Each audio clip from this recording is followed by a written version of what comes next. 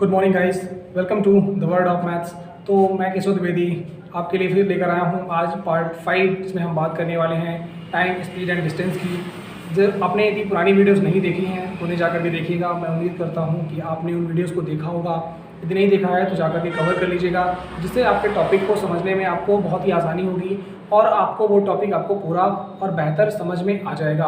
तो हम दोस्तों आगे आज कुछ नए चीज़ों के बारे में डिस्कस करेंगे, नए कॉन्सेप्ट्स को जानेंगे, नई आगे की बातों को सीखेंगे, जिससे हमारे क्वेश्चंस हम बहुत ही आसानी से और बहुत ही ईजिली कर पाएंगे। तो आ जाइए दोस्तों, हम बढ़ते हैं, आज के इस सेशन को आगे बढ़ाएंगे, जिसमें हम बात करेंगे समय, चाल और दूरी के बारे में विषय में, और हम इसी के बारे में आगे कंटिन्यू करके सारी चीज़ों को समझेंगे। चलिए, मैं उम्मीद करता हूं कि आप सभी इन बातों को ध्यान देंगे और सारी चीज़ों को रेगुलरली फॉलो करेंगे। ओके, चलिए तो हम स्टार्ट करेंगे चीज़ों को समझना। इसके पहले भी जो हमने प्रीवियस वीडियोज़ में चीज़ें कवर करवाई थी, वहाँ पर हमने बताया था कि आपकी जो स्पीड होती है, क्या होती है, स्पीड जो होती है वो डिस्टेंस अपॉन टाइम के बराबर होती है। आपकी जो चाल है वो क्या है, दूरी बटे समय के अनुपात के बराबर होती है। ये बात आप जानते हैं और आपको सभी को पता होगा कि जो स्पीड है वो क्या होती है कि डिस्टेंस अपॉन टाइम के इक्वल होती है या अनुपात के बराबर होती है। चलिए, तो मैंने ये कहा था, मैंने टाइम के बारे में भी आपको समझाया था, स्पीड समझाई थी, डिस्टेंस के बारे में भी आपको बताया था क्या कैसे यूनिट होती है, कैसे हम यूनिट को कन्वर्ट करते हैं, कैसे चीज़ों को हम सॉल्व करते हैं। इस पर बेस्ड मैंने आपको कुछ क्वेश्चन करवाए थे, तो आपने उन चीज़ों को समझा होगा। यदि आपने उन वीडियोस को देखा है तो आप चीज़ों के बारे में आपको थोड़ा सा अंडरस्टैंडिंग होगी और थोड़ा सा आप चीज़ों को जानते और समझते होंगे। तो मैंने इस कंडीशन में आपको कहा था कि यदि आपका टाइम सेम है, यदि आपका क्या है, समय समान है, मतलब यदि आपका टाइम सेम है तो आपके लिए आप जानते हैं कि दो सिचुएशन में स्पीड का अनुपात डिस्टेंस के अनुपात के क्या होता है, बराबर होता है। मतलब स्पीड का रेशियो डिस्टेंस के रेशियो के बराबर होता है। कब, जब आपका। चलिए दोस्तों, तो हम बढ़ते हैं आगे और आगे की चीज़ों के बारे में हम बात करते हैं और नई चीज़ों को हम सीखते हैं, ठीक है। तो इस बात को ध्यान दीजिएगा, ठीक है। तो मैंने ये इस पर कॉन्सेप्ट पर बेस्ड जो क्वेश्चन बनते हैं उनको मैंने करवाया था और उन चीज़ों को मैंने कवर किया था, तो इस बात को आप ध्यान समझ रहे होंगे। चलिए, आज हम बढ़ते हैं आगे की बातों के विषय में बात करते हैं। तो मैं यदि कहूँगा, यदि क्या है, आपकी दूरी समान है, यदि दो व्यक्ति हैं जो क्या कर रहे हैं, एक निश्चित दूरी को तय कर रहे हैं, तो यदि उनके द्वारा कवर की गई दूरी समान है तो आपको समझना होगा। आज हम बात करेंगे, मैंने आपको पिछली बार जो समझाया था वो मैंने ये कहा था, जब आपका टाइम सेम होगा तो जो स्पीड का रेशियो है वो डिस्टेंस के रेशियो के क्या होगा, बराबर होगा। आज मैं आपको बताऊंगा यदि आपका समय समान है, यदि आपकी क्या है, दूरी समान है। दूरी समान होने का मान लीजिए कि दो डिस्टेंस हैं जो क्या है, एक आप जानते हैं कि मान लीजिए मैंने बात की दिल्ली टू मुंबई, यदि मैंने बात की कि दिल्ली टू मुंबई की डिस्टेंस क्या होगी, इक्वल होगी, ऑलवेज भी इक्वल होगी। अब मान लीजिए दो व्यक्ति क्या करते हैं, ट्रेवल करते हैं। एक व्यक्ति है जो क्या कर रहा है, दिल्ली से मुंबई जा रहा है बाय ट्रेन, ओके। चलिए, और एक व्यक्ति है जो क्या कर रहा है, दिल्ली से मुंबई जा रहा है बाय कार। तो इनके द्वारा जो ट्रेवल की गई जो डिस्टेंस होगी वो क्या होगी, अलग अलग होगी। मतलब इस डिस्टेंस तो डेफिनेटली क्या होगी, डिस्टेंस जो है इन दोनों के बीच की जो दूरी होगी वो क्या होगी, समान होगी।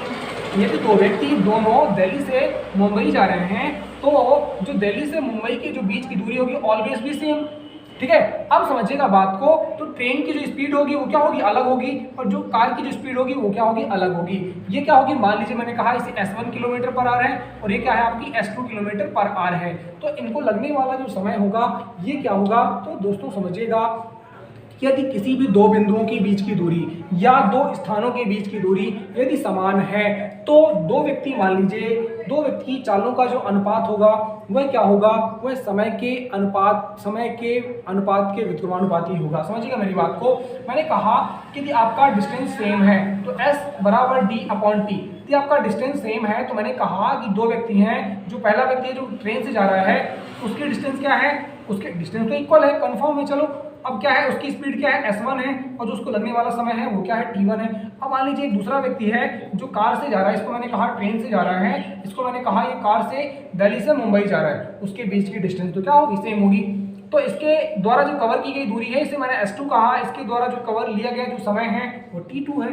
तो बात समझिएगा, मैं आपको समझाता हूँ। यू नो ऑल्सो D जो होता है आपका, जो आपकी डिस्टेंस होती है वो क्या होती है, आपका स्पीड और समय, स्पीड और टाइम के गुणनफल के बराबर होती है। मैंने ये कहा कि जो डिस्टेंस है वो मल्टीपल होती है, multiple product of speed and time के बराबर होती है। चलिए समझिएगा।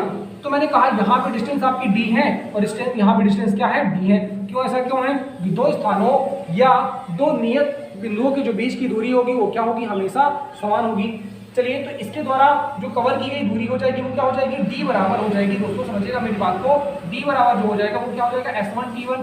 इसके द्वारा भी जो कवर की गई दूरी होगी, क्योंकि दोनों के द्वारा जो तय की गई जो दूरी है वो क्या है, समान है, पर इनके द्वारा चाल क्या है, इनकी दोनों की जो स्पीड है वो अलग अलग है। तो आप समझते हैं कि लगने वाला जो समय होगा वो क्या होगा, अलग अलग होगा। अब दूरी समान है तो आपने क्या कर दिया, डी को बराबर कर दिया। कि मान लीजिए आपने कहा कि डी क्या है आपका, बराबर है, तो समझिएगा जो आपका S1 और T1 होगा, तो ये क्या है, डिस्टेंस है जो आपका पहले व्यक्ति द्वारा कवर की गई है जो ट्रेन से गया है।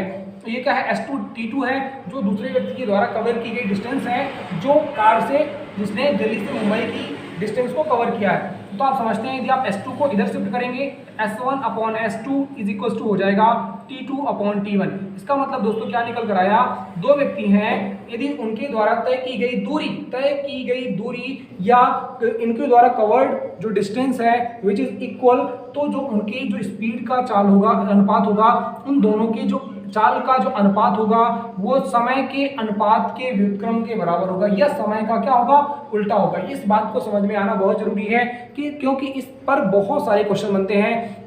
यदि आप इस बात को समझते हैं तो आपके लिए प्रश्नों को करना बहुत आसान हो जाता है और आप बहुत ही जल्दी आसानी से क्वेश्चंस को कर पाते हैं। तो मैं ये कहूँगा, यदि इस व्यक्ति को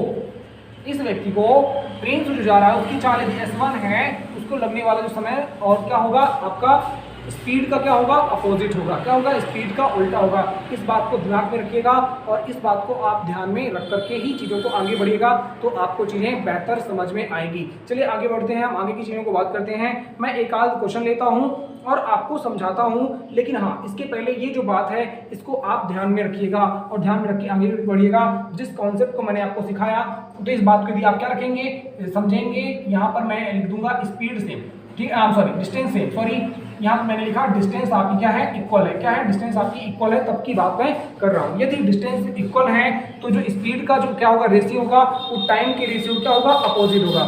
क्या होगा, स्पीड का जो रेशियो होगा वो टाइम के रेशियो क्या होगा, अपोजिट होगा। तो आ जाइए हम बढ़ते हैं, कुछ एक आध प्रश्नों की बात करते हैं, जिसके माध्यम से मैं और नई बातों को सिखाता हूं और कुछ समझाता हूं, जिससे क्या हो जाएगा, आपका जो ये कॉन्सेप्ट है जो मैंने आपको बताया अभी बेसिक तरीका, वो क्वेश्चन के माध्यम से आपको बहुत ही बेहतर और बहुत ही आसानी से समझ आ जाएगा। तो आ जाइए हम लोग आगे क्वेश्चन की बात करते हैं। ओके, चलिए दोस्तों, तो ये है हमारा आज का सवाल, जिसे हमें सीखते हैं, हम लोग जानते हैं कि इसे हमें कैसे सॉल्व करना है, इसका आंसर हम कैसे फाइंड आउट कर पाएंगे। तो सारी चीज़ों के बारे में हम डिस्कस करने वाले हैं। तो आप लोग यदि आप ट्राई करना चाहते हैं, अटेम्प्ट करना चाहते हैं, तो एक बार के लिए आप इस क्वेश्चन का प्रयास कर सकते हैं। ओके, वीडियो को पॉज करके आप इसे ट्राई कर अटेम्प्ट कर सकते हैं। चलिए, तो हम लोग एक बार करने का इसे मिल करके प्रयास करते हैं। क्वेश्चन है, एक लड़का अपनी वास्तविक चाल के 4/5 से विद्यालय जाता है, जिससे वह 5 मिनट देरी से पहुंचता है, तो उसका वास्तविक समय क्या है। समझिएगा मेरी बात को। अब क्या है, उसकी जो भी चाल है, अब एक बार इस बात को समझिएगा। अब जो लड़का है वो क्या, यदि अपने घर से जाना शुरू करता है, यदि घर से अपने चलता है और विद्यालय जा रहा है, कहाँ जा रहा है, एक विद्यालय जा रहा है, तो समझिएगा इस बात को कि उसका घर से और विद्यालय एक तो क्या होगा, एक कांस्टेंट डिस्टेंस पर होगा। वो भी कुछ भी हो सकती है डिस्टेंस, यहाँ पे जो 5 किलोमीटर हो, 10 किलोमीटर हो, 20 किलोमीटर हो, इवन कुछ भी हो सकती है, डोंट वरी। तो कहने का मेरा मतलब ये है कि जो भी होगी, तो यदि वह अपनी वास्तविक स्पीड से जा रहा है तो क्या होगा, उसे उतनी ही दूरी तय करनी होगी डी, और यदि वह अपनी वास्तविक दूरी का कुछ कम दूरी से जा रहा है तो उसे क्या करना होगा, उसे क्या, तो भी उसे इतनी ही दूरी कवर करनी होगी। सो ओवरऑल कहने का मेरा मतलब और समझाने का मेरा मतलब ये है कि जो लड़का है उसे स्कूल तक पहुंचने में, चाहे वह किसी भी चाल से तय करे, उस दूरी को चाहे किसी भी चाल से तय करे, उसके द्वारा जो तय की गई वो दूरी होगी वो क्या होगी, प्रत्येक स्थिति में क्या होगी, समान होगी। अब जब समान होगी तो आप जानते हैं, मैंने अभी थोड़ी देर पहले ही आपको बताया, यदि आपकी डिस्टेंस समान है, यदि क्या है डिस्टेंस, यदि आपकी इक्वल है, तो आपका जो स्पीड का रेशियो है ठीक है, जो आपका स्पीड का रेशियो है वो टाइम का विपरीत हो जाएगा। या मैं ये भी कह सकता हूँ ये जो स्पीड का रेशियो है तो आपका जो टाइम है स्पीड का उल्टा हो जाएगा। आगे समझते हैं इस बात को। अब देखिएगा, मैं कहता हूं, मैं मान लेता हूं थोड़ी देर के लिए, वो कहता है क्वेश्चन, एक लड़का अपनी वास्तविक चाल के 4/5 से, we don't know what is the actual speed of boy, हमें पता नहीं है कि बॉयज की वास्तविक चाल क्या है, लेकिन हमें ये पता है बट वी नो कि अब उसकी चाल क्या है। तो अब उसकी चाल क्या है 4/5। तो हम ये कह लेते हैं कि जो उसकी वास्तविक चाल है, हम मान लेते हैं, कंसीडर कर लेते हैं कि जो उसकी वास्तविक चाल है, स्पीड, वास्तविक मतलब एक्चुअल जो इसकी स्पीड है वो कितनी है, 5 यूनिट है। यदि उसकी वास्तविक जो चाल है वो 5 यूनिट है, अब उसकी चाल क्या हो जाएगी, 5 का 4/5। यदि आप 5 का 4/5 निकालेंगे दोस्तों तो कितना हो जाएगा, 4 यूनिट हो जाएगा। मतलब अपनी वास्तविक चाल का यदि उसकी जो एक्चुअल जो स्पीड है which is 5 unit, then now their speed is 4 unit. तो अब उसकी स्पीड क्या है, अब उसकी स्पीड क्या है, 4 यूनिट हो जाएगी। इस बात को समझते हैं कि उस विद्यार्थी, आप इस बात को समझते हैं कि उस विद्यार्थी का जो घर से विद्यालय की जो दूरी है वो क्या है, समान है, चाहे वो 5 यूनिट स्पीड के अकॉर्डिंग ट्रेवल करे या उसको 4 यूनिट स्पीड के अकॉर्डिंग ट्रेवल करता है। बोथ द कंडीशन में क्या होगी, उसकी जो स्पीड डिस्टेंस होगी विच इज इक्वल।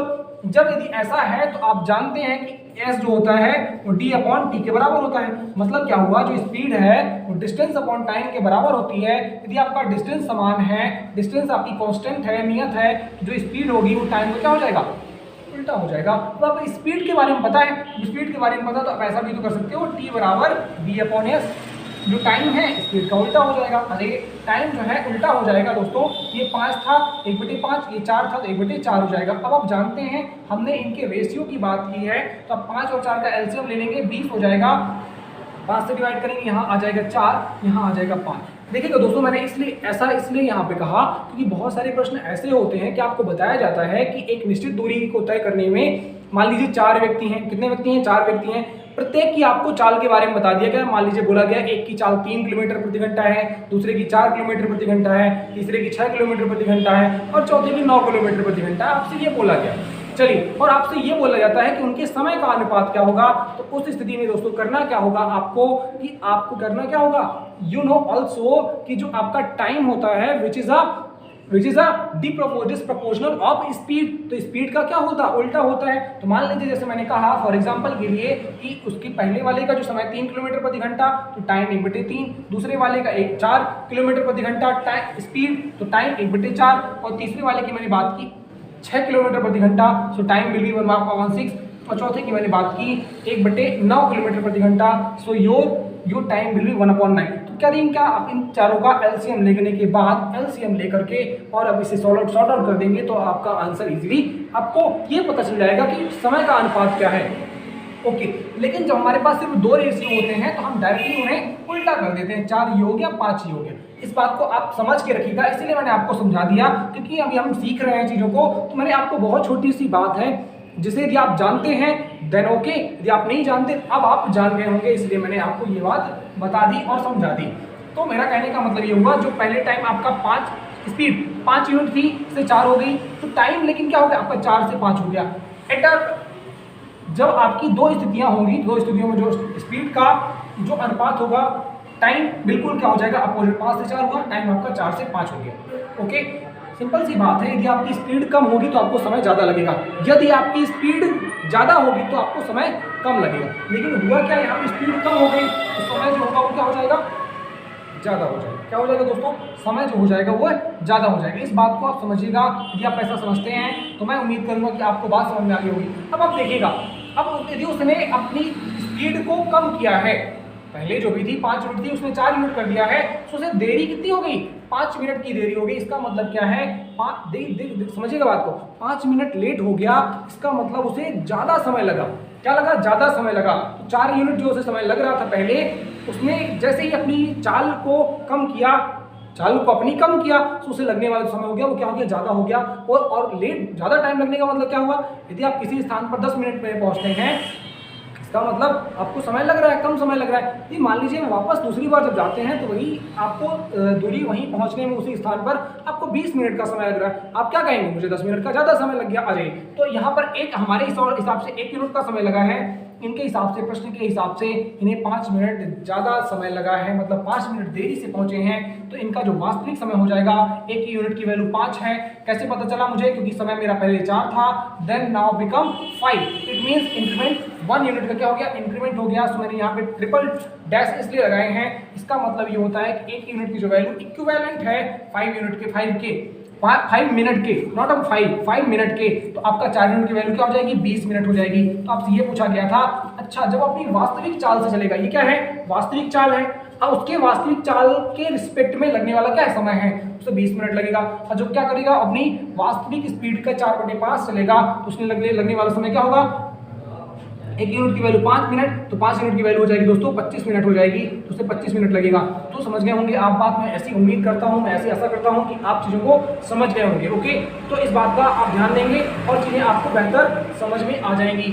ओके, तो मैं ऐसी आशा करता हूं कि आप चीज़ों को समझ गए होंगे और हम आगे की बात करेंगे। देखिए अब हम क्या, आपको लगता होगा कि क्या हम यहाँ से ये पता लगा सकते हैं कि स्पीड क्या है। देखिए दोस्तों, पता तो हम लगा सकते हैं, लेकिन थोड़ा सा हमारे पास एक फैक्टर ये होगा कि हमें वास्तविक स्पीड का पता नहीं, वी डोंट नो, हमें एक्चुअल स्पीड हमें पता नहीं है, इसलिए हमने समय तो निकाल लिया।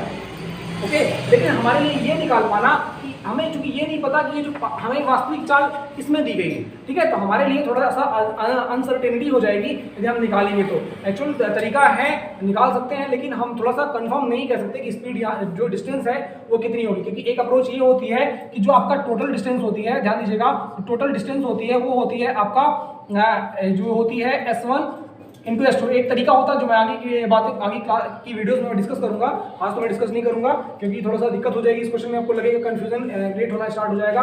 तो जितनी बातें इसमें पूछी गई है, आपसे पूछा गया था एक्चुअल टाइम, तो you can easily find actual time which is 20 minute. आपसे ये पूछा था कि उसकी चाल में कमी होने के बाद उसको कितना समय लगेगा, तो 25 मिनट का समय लगता है। तो मैं उम्मीद करता हूँ दोस्तों इस प्रश्न के माध्यम से जो मैंने छोटा सा ये कॉन्सेप्ट आपको सिखाया, ये आप बेहतर समझ गए होंगे। यदि ऐसा है तो आप चीज़ों को यदि ध्यान देंगे, रेगुलर तरीके से समझते हैं, फॉलो करते हैं, वीडियोस को देखते हैं, तो डेफिनेटली आपको सारी चीज़ समझ में आएंगी। क्योंकि आज है हमारा पार्ट 5, क्या है दोस्तों, आज हमारा पार्ट 5। इसके पहले भी हमने 4 पार्ट्स अपलोड किए हैं, 4 पार्ट्स की वीडियो अपलोड हुई है, जिसमें हमने टाइम, स्पीड एंड डिस्टेंस पढ़ाया है आपको। तो उसमें आपको बेसिक समझने में बहुत आसानी होगी।